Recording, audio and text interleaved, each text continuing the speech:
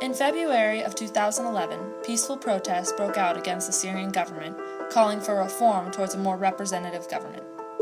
While President Bashar al-Assad publicly acknowledged the validity of the people's concerns, little was done seriously to change the political makeup of the government, and eventually Assad began to view the protests as foreign terrorism and retaliated violently. Containment of the protests consisted of beating protesters, arresting protesters, and eventually escalating to shooting the protesters. By the end of April, the number of deaths had already exceeded 500 by the hand of Assad's police forces. In defiance of Assad's actions, a number of Syrian officers broke free and established the Free Syrian Army, officially bringing the situation to a civil war. The violence continued to worsen to the point that protesters were beaten and tortured while in jail, and Syrian officers refusing to execute protesters were in turn executed themselves. The issue began to involve more than just those fighting back against the Syrian government. The government restricted food, water, and electricity to entire cities that may or may not have had any rebel presence.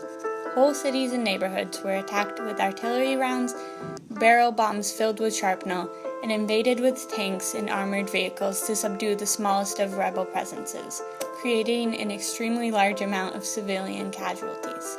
The use of missiles to target cities grew, and finally the Syrian government bombed the suburbs of Damascus with chemical weapons, killing over 1,400 people, many of which were mere civilians.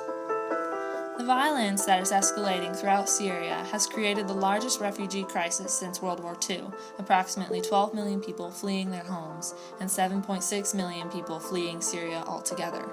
The crisis in Syria has begun to involve more than just the people of Syria, but the surrounding countries that the people are fleeing to as well.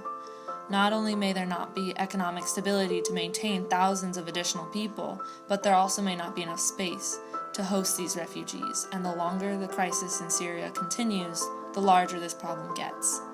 Due to the dismantled state of the Syrian government, the extremist jihadist group ISIS developed rapidly, growing in numbers and threat. The influence of ISIS is spreading, and it reaches beyond just the Middle East with attacks on multiple countries' grounds. ISIS is a threat to more than just the area it inhabits.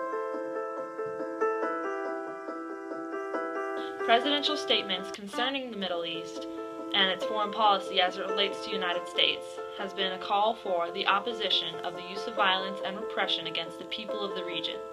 It is the policy to promote reform across the region and to support transitions to democracy, to offer full support of the United States if countries take the risks that reform entails, and to impose the attempt by any group to restrict the rights of others and to hold power through coercion and not consent. To an extent, the U.S. has complied with these statements in their attempt to control the situation unfolding in Syria. So, a little bit of the background is vital here. This policy of intervening in order to promote self-determination, democracy, came out of the early 19th century, the late 19th century. Before that, our stated foreign policy was isolation, not intervention. That changed with the Spanish-American War in the late 1890s. And it has remained that ever since. In an effort to be faithful to this obligation to protect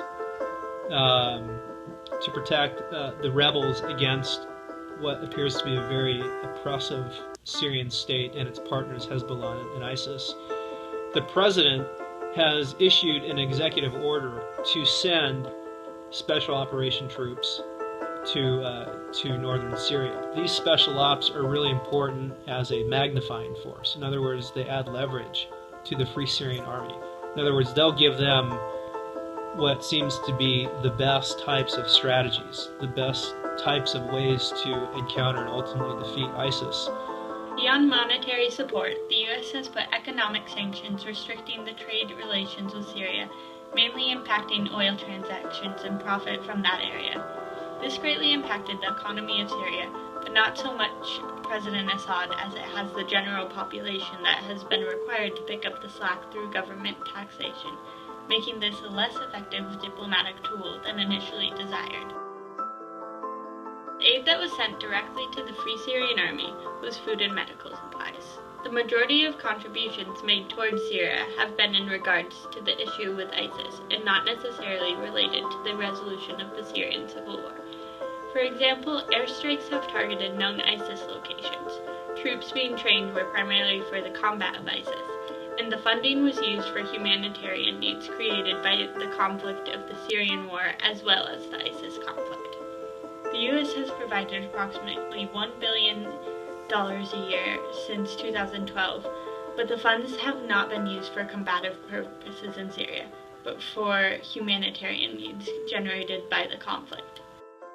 Recently, the U.S. has stepped up their involvement with the Civil War with their decision to send the Special Ops Task Forces to specifically train the Syrian rebels, as opposed to the previous program of training largely inexperienced volunteers to fight ISIS only.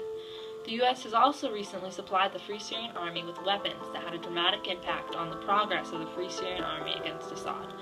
So while the U.S. has technically followed their policy of assistance in the past couple of years, there is still more obligation to do more to resolve both the issue of ISIS as well as the Syrian civil war, as they have been doing most recently.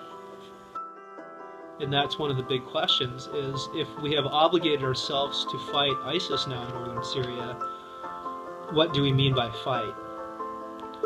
Is that just throwing money at the problem, or is it actually sending American men and women over there to fight against ISIS? And so in Iraq and Afghanistan, it was projected that we'd spend maybe $1 trillion. Now we've spent between 4 and 6 trillion. And what that accumulates to is, if $1 trillion is 1,000 billion, then 6 trillion is 60,000 billion dollars. 60,000 billion. That's 600. That's and then add another 1,000 onto that. That's 60,000. $60,000 million. So can you see how quickly our plans can come to naught and it becomes just a total fiasco? So again, we wonder, like, gosh, it might be humanitarian to go over and help, people seeking freedom in Syria, but it literally comes at the cost of bankrupting our own country. Like, our national debt's $18 trillion. Can we afford, to take on more debt? Each of us actually owes several $100,000 to pay it down. Do you think you're actually going to make enough money in your lifetime to pay that down? No way.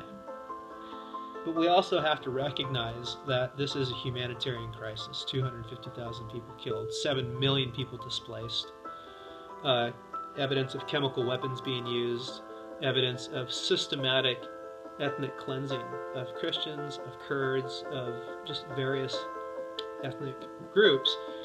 So clearly there's a need for this major problem to come to an end. The way in which we end it, is the issue. And so far we've committed money and training to ending the problem.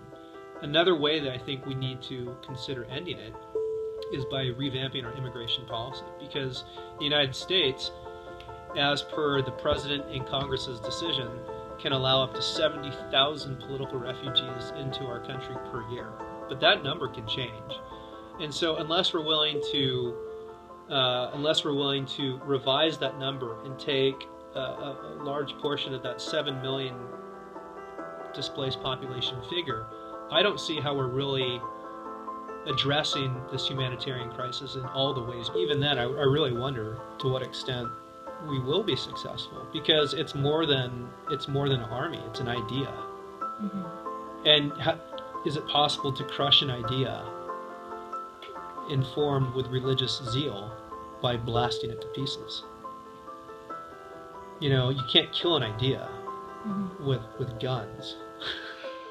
Syria is undeniably in the midst of a major humanitarian crisis, and it is time that the United States begins to do more in accordance to their foreign policy and offer more aid.